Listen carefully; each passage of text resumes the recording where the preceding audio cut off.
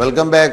अच्छा जी खान जी, हम बात कर रहे थे कि जी इस वक्त ट्रैक्टर जिसने अभी आज ही पे आर्डर बनवाया है, एक तो मैं जानना चाहूँगा कि आपके वो जो डिफरेंट नंबर्स होते हैं ना जी, मैसी 240 है, मैसी 600 जो भी हैं, वो दो तीन नाम, और दूसरी बात आपका ये जो ऑन चलता है, ये डिमांड एंड सप्लाई, अभी पाकिस्तान में तो डिमांड पूरी नहीं हो रही और आप एक्सपोर्ट्स की बातें कर रहे हैं।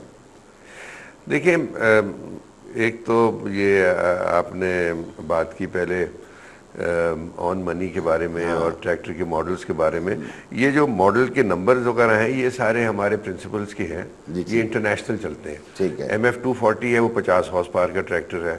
सारी दुनिया में ये इस हॉर्स पावर के ट्रैक्टर का नाम MF240 होगा। ठीक है। जो 385 है ट्रैक्टर, वो 85 हॉर्स पावर का ट्रैक्टर है, उसकी वो सारी दुनिया में वही नाम होगा, और ये सारी दुनिया में स्पेसिफिकेशंस बराबर होंगी इनकी। फाइन। तो ये उसकी है। अब जहाँ तक आपका ऑन मनी की बात आ गई, ये बिल्कुल ठीक कह रहे हैं आपको कि ये कभी ऑन मनी बढ़ जाती है, कभी कम हो जाती है, कभी टाइम, ये जितना हमारा डिलीवरी टाइम पीरियड बढ़ता है, ऑन मनी उतनी ज़्यादा हो जाती है। इसकी वजह क्या है? ये जब फार्मर जो हमारा है, काश्तकार है, उसकी लिमिटेड रिसोर्सेज होती हैं। वो बेचारा आता है, जब एक फसल कटी है तो उसने पैसे दिए और ट्रैक्टर ले गया। अब ये सीजनल होता है। ये आपके जुलाई, अगस्त, सितंबर का महीना होता है जब इसमें आपके ट्रैक्टर की डिमांड कम हो जाती है। अगर हम इस वक्त बना के बहुत सारे रख लें तो वो डिटीरियोरेशन हो जाती है।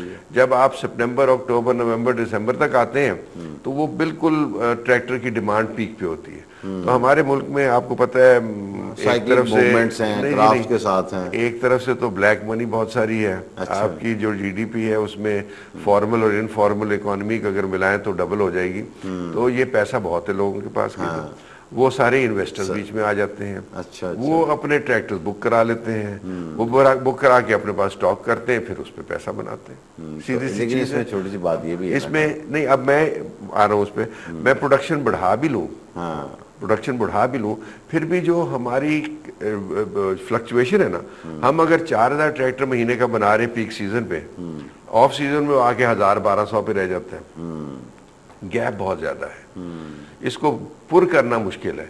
हम अगर सारा साल 4000 ट्रैक्टर, 5000 ट्रैक्टर बनाते रहे तो 40,000 तक पहुंच जाते हैं हम। और हमारी ये लिमिटेशन आ जाती हैं क्योंकि हमने खुद असेंबल तो हम कर लेते हैं, उसकी कैपेसिटी हम बढ़ा लेते हैं, पर हमारी जो वेंडिंग इंडस्ट्री है जिसमें करीबन 200 इंडस्ट्रियल यूनिट्स हमारे साथ अटैच्ड है, एसोसिएटेड है, जिसमें कोई बड़े हैं कोई छोटे हैं, उनके लिए फिर अपनी कैपेसिटी 40,000 से बढ़ा के 50,000 करना मुश्किल हो जाता है। देखिए ना, 20 से हम उनको 40 तक तो ले आए हैं। ले आए, सही बात है। अब गवर्नमेंट की जो पॉलिसीज आती है कि जनाब ये आपने सेल्स टैक्स लगा दिया, हमारी 3 महीने प्रोडक्शन बंद हो गई क्योंकि ट्रैक्टर लेने के लिए तैयार नहीं थे। तो वो सेल्स टैक्स लग गया था और उससे कीमत भी बढ़ गई थी, और वो बात भी चल रही थी कि पता नहीं सेल्स टैक्स लगेगा या हट जाएगा। गवर्नमेंट ने बड़ी मेहरबानी की, उन्होंने 15% से रिड्यूस करके 5 पे कर दिया।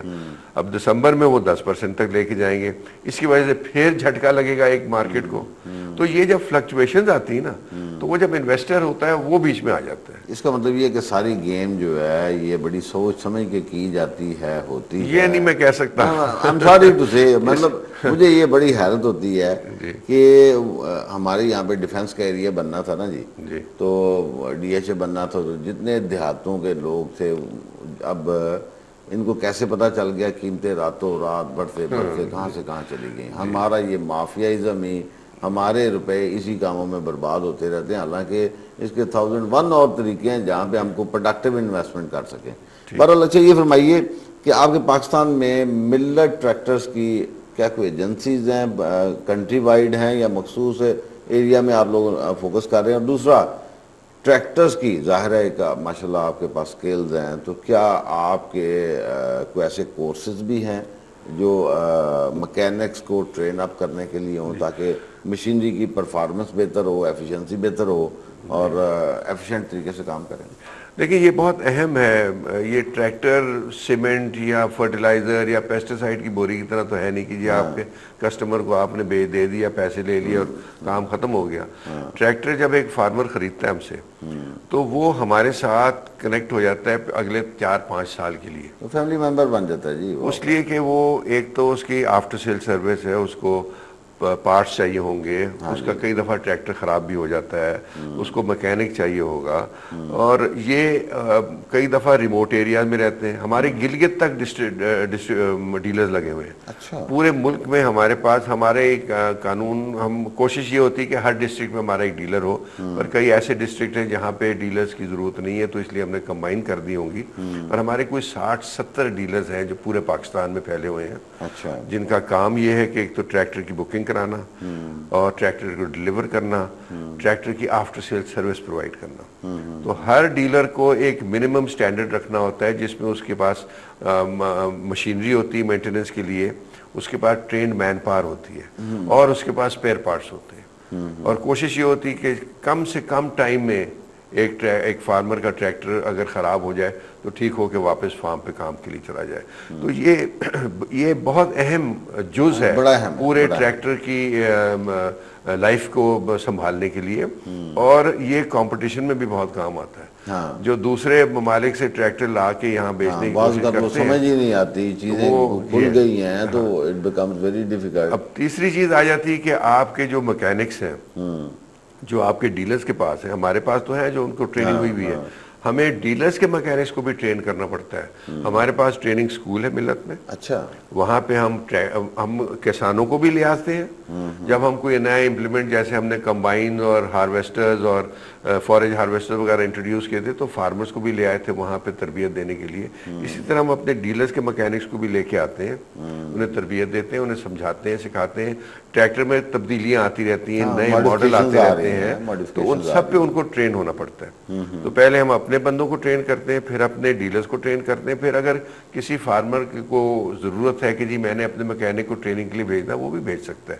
तो हमारे कई बड़े फार्मर्स हैं, प्रोग्रेसिव फार्मर्स बहुत अच्छे हैं इस मुल्क में, जो जिनके पास हमारे बंदे ट्रेनिंग के लिए जाते हैं, हमारी टीम जाती है, उनको सिखाती है, उनके बंदों को सिखाती है मेंटेनेंस ऑफ ट्रैक्टर। तो ये एक बड़ा इंपॉर्टेंट हिस्सा है। हाँ, इसके बगैर आपको ये ट्रैक्टर इंडस्ट्री को चलाना मुश्किल होता है। बिल्कुल ठीक। सो ये जो ट्रेनिंग वाला पोर्शन है, आप इसके मतलब काफी ट्रेनिंग रखते हैं आप, इसका बकायदा you are very much concerned about. Absolutely. इसमें देखें ना, हमारे 95% पुर्जे लोकल बने हुए हैं, तो ये हर जगह ये लोकल पुर्जे जो हैं वो अवेलेबल हो जाते हैं, और अच्छी कीमतों पे अवेलेबल हो जाते हैं।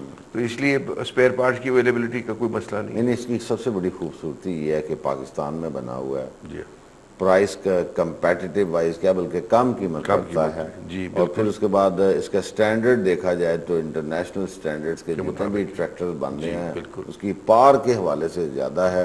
वर्किंग एफिशिएंसी इसकी पूरी है, और उसके बाद जो अहम चीज़ है कि आप लोगों को ट्रेन भी कर रहे हैं जी, यानी, और ऑन दी फार्म गेट जाके भी आप लोग उनको ट्रेन कर सकते हैं। जी बिल्कुल। और फिर उसके बाद आपका इंस्टीट्यूशन जो है ट्रेनिंग इंस्टीट्यूट, उसमें जो भी कोई ट्रेनिंग के लिए आना चाहे मैकेनिक वगैरह, वो आपके कोर्सेज चलते रहते हैं। जी बिल्कुल, दे आर वेलकम। जब मर्जी चाहें हमें ख़त लिखें, हम उन्हें दावत देंगे, वो आगे हमारे पास बल्कि एक हॉस्टल भी है छोटा सा, जिसमें हम 8-10 बंदों को रिहाइश दे सकते हैं। जब वो ट्रेनिंग के लिए वहीं दूर से आएँ तो वहाँ रहें आके, उनको खाने पीने का इंतजाम होगा, साथ ट्रेनिंग। और बाकी आपका जो डिस्ट्रीब्यूशन नेटवर्क है, मार्केटिंग नेटवर्क है, वो कंट्री वाइड है। 60 से 70 लोग जी dealers, main distributors, main dealers. Rural workshops हैं, ऑथराइज्ड वर्कशॉप्स हैं, उनके पास स्पेयर पार्ट्स डीलर्स हैं हमारे। तो ये सारा